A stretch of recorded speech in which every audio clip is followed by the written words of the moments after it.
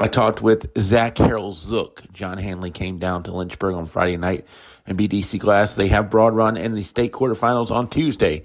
Harrell Zook with thoughts on that and more on the Sports Buffet. Obviously, I know you scouted them up on film, but how hard is it to simulate the speed that you see on film in practice? Well, for us, we got a former Division II All-American on staff, and Michael Brown, who was one of the best players to ever play at Handley. So he gave us good prep at trying to get ready for number 3, the Harris kid, and uh, you know, it was as close of a simulation as we could get because that kid is lightning fast. He's tough. He plays with extreme passion. I mean, he's just all around, really, really good, really, really good basketball player. And he's not the only one. I mean, styles make fights, and EC Glass has a very specific style, and they bring that to the fight. And you have to be prepared to play basketball versus, like, as a coach, in an environment like that, particularly the first half. Like, I told him, I said, I can call a play. You're not going to be able to hear it, with how loud it is in here on the other end. So you guys are going to have to read the defense. You're going to have to read and react, trust our system and structure, and make plays.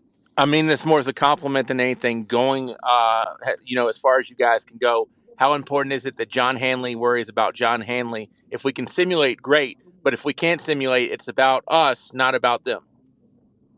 Yeah, I totally agree with that. I mean, I think, looking at this game coming up here against Broad Run at home, like, we know our principles. We know the standard that we hold ourselves to. And if we play hard, we execute our principles.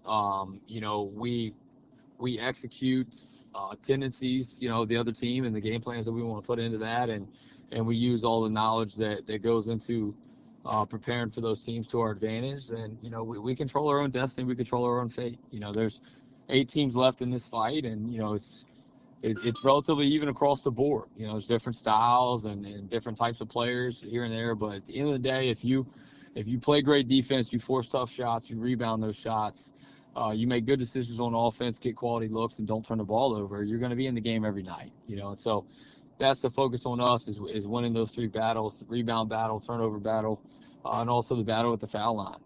You gotta knock those down when you get there, and the game's gonna put you there a lot at this level. Level of every team's increasing, the stakes are increasing. So just focusing on not beating ourselves in those areas, and knowing what it takes to win basketball games. You got to get loose balls, you got to rebound it, you got to take care of the ball, value it, take great shots.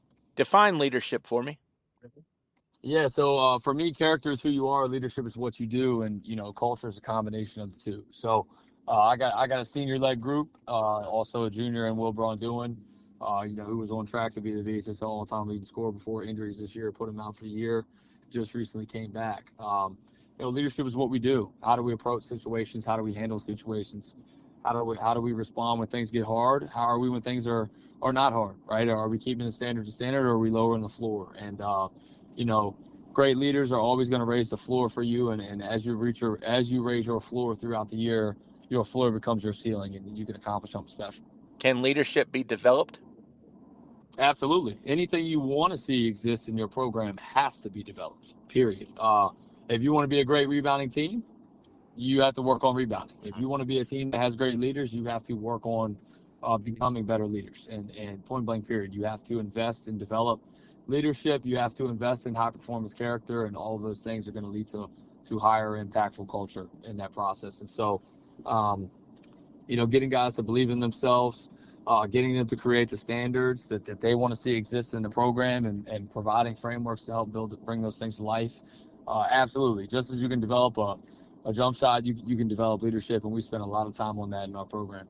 We talked before we started. We actually did an interview 2 years ago, I believe it was, when you guys were down here for a state game. Was it the culture and leadership developed by then, or has it developed over time for you guys, or since then?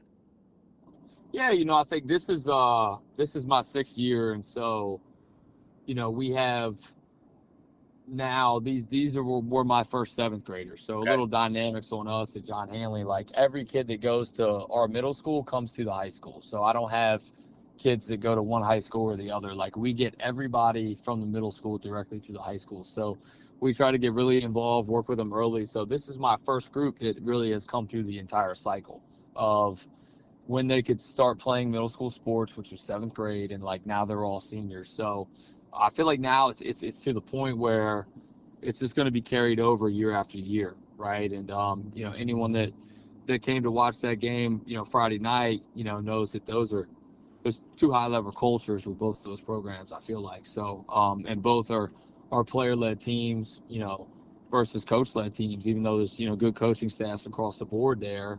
Both of those teams are player led teams, and that's the ultimate testament to a culture that you have. What's a player-led team mean to you? Player-led team means that coaches do not have to set the standards; players set the standards for the team, and players help hold each other accountable to those standards. And players do not need coaches to constantly set the tone; they set the tone themselves. But when I hear the word player-led team, a coach still needs to, give his message in the locker room at halftime, make adjustments, things of that sort. How big is that, and what did you say on Friday night when you guys came down here? Yeah, absolutely. The phrase I like to say is that the players need to get themselves to second base, so all the coaches have to do is bring them home, right? And so when you have a player-led team, you're already rounding second, right? And as coaches, then when the leadership, the character, the culture, all that stuff's in place, right? Then you really just have to, all you do is spend time on adjustments, the X's and O's, the details, the game plans, because that you can count on your players to lead when it matters most and to keep their heads up when it matters most. And you just become a reinforcer and a reminder, for them in those moments. And, a big adjustment for us at half, Braun Doohan made those 2 threes to make it a 1-point game.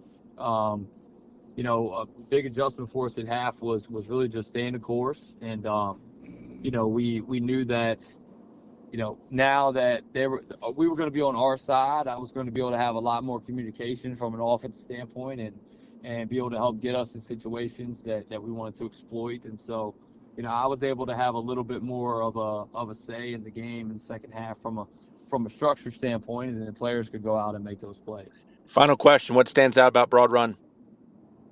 Broad Run's a team that could really score basketball. They have a Division I big man, 6'8", the Brzezinski kid, and they got another kid, Adam Purdue, who can really shoot it. So they got 2 guys that for them throughout the year have really scored about 60 to 70% of their points. And you got to have a game plan for those 2, which we will.